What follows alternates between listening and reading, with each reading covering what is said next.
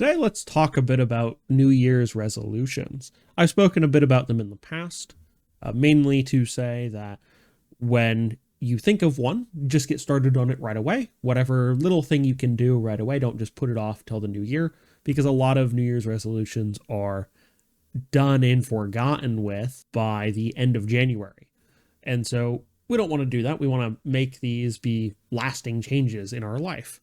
Now, some of that can be done through making sure that you're doing SMART goals, which I've talked about before, but it is useful to give yourself those goals with a, hey, I know I'm making progress because this is the sub goal, right? That's another way to think of it is don't just do, here's one big goal, but here's a couple smaller goals that are along the way, that are in the path to the big goal. So if we take a quick look at the top categories for New Year's resolutions, we have health and fitness, finances, personal growth, and relationships and well-being. At least that's what a quick Google search gives me. Some of those are self-explanatory. I think we've all kind of had those. I know I have some in each of those categories, or that could fit in each of those categories perhaps. So I'd like to talk about a few of those today, maybe give you some ideas, or maybe they line up with what you're doing. But I don't just want to discuss them generally. I also kind of want to give some suggestions for how to put in some smaller sub-goals that will help keep you on the path. Right? They give you a nice win and also help you make progress towards your main goal. So for instance, let's take health and fitness. Common ones are, exercising more, eating healthier, losing weight, and then maybe if you have a smoking problem or an alcohol problem or any substance problem, you might want to also quit that or cut back on those, whatever it may be. For most of us, I think losing weight is probably a big one. There's, of course, the Ozempic and all the other derivatives of those weight loss drugs, but those don't address the underlying habits. I don't know if you've known anyone who's taken those or done any of the other like weight loss surgeries, like the belly band, but typically they put the weight back on afterwards. Maybe not quite as much, but it doesn't address the underlying issue, which is something you need to address yourself, within yourself, as to why you're having those habits. And it could just be habits, right? So exercising more and eating healthier, well, that's going to result in you losing weight. So those two are great. Obviously, this can be hard to do, particularly if you put off getting the extra exercise until the end of the day. The easiest way to do it is to just move more during the day. That will help a lot. You'll probably feel better as well instead of just being sedentary all day. At least that's been my experience. Your experience may, of course, vary depending on how active you are during the day already. But for exercising more, it can be as simple as just going for a walk every day, getting some more movement in during the day. Eating healthier is very simple, cutting out the junk food. That one's hard to have positive sub goals for it, where there's things you can do and be like, yes, I did that. Eating healthier for most of us, at least for myself, has definitely been more of a don't eat that as opposed to do this thing, right? It's don't do that thing, which is a lot harder to kind of check off when you're done with it because it's kind of an ongoing thing. For myself, I'd like to lose some weight, put on some weight this Christmas season, so I'd like to get rid of that. So as I've said previously, if you have resolutions, get started on them right away. I've already started on those. I noticed I wasn't moving around as much. I was being a little more sedentary, so I started going for walks. My goal, I have a step goal of at least 5,000 steps a day, ideally 6 to 8,000 or even 10,000 steps a day, but sometimes that's not exactly feasible. So the minimum of just get 5,000 steps a day in is what I'm going for at the moment. Probably closer to 6,000 would be a little better. 5,000 is a very achievable. I do that partly just by trying to move more during the day and also by going for walks. And one of the things I've been doing is instead of if I hit the goal just by moving during the day, I still go for a walk. Maybe it's a shorter walk, but I still go for a walk because I don't want to have one day where I don't move a lot and then I also skip the walk. So it's setting up those little things to kind of help there. And it also gives me a thing like, oh yeah, I made some progress on this, maybe not a lot. It's going to take some time, of course. Weight loss, it can take a little time to start seeing those changes. Dietary change, again, can take a little time to start seeing those changes. For me, I'm going to try to eat out less. I've been eating out a bit more. And I've been eating some stuff that hasn't been super healthy. It's been the holiday season. So I kind of knew those were coming. But that doesn't mean I want to continue eating those things into the new year when I'm trying to lose weight. So those can all be helpful things. Cut out some of the junk food, cut out the sweets, even just for a month to see where you go.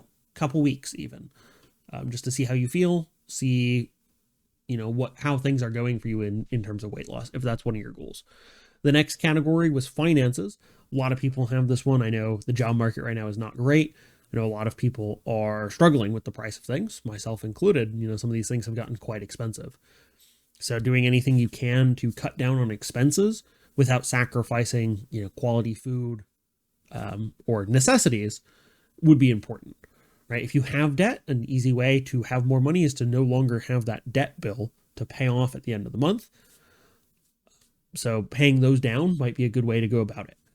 And not taking on new debt might also be a good way to do it.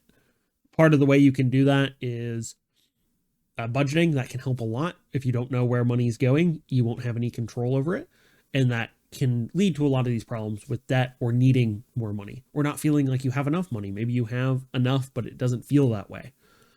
So budgeting to see exactly where things are going, tracking your expenses can be very helpful.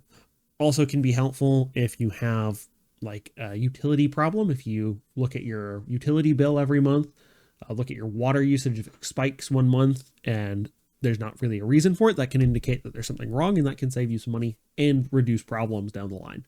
But it's not as helpful, right, for the finances. Some of those things you can't do anything about. You just have to live with them. And so that means maybe you have to look for a new job, which I know can be rough in the current market. Start a side hustle, start something else. I don't really want to go into too much on those because I don't think I have much to add to that at the moment.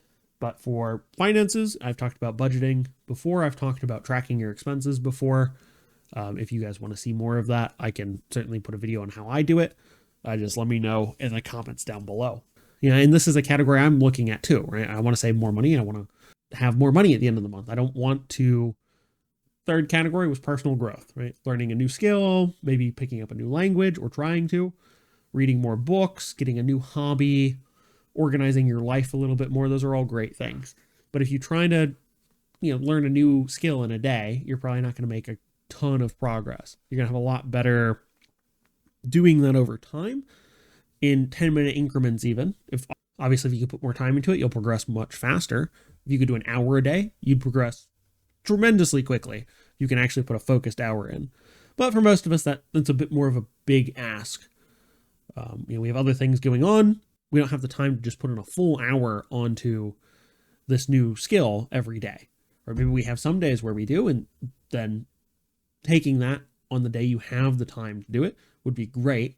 But every day you want to be working towards this.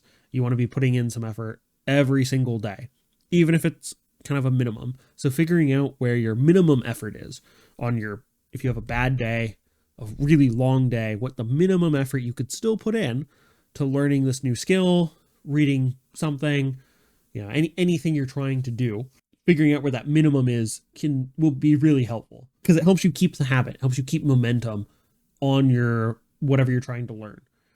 For example, if it's, okay, I can do 2 minutes a day on reading this book, 2 minutes a day on practicing flashcards, right? For a new language, just to progress vocabulary or keep the vocabulary. It's not a lot.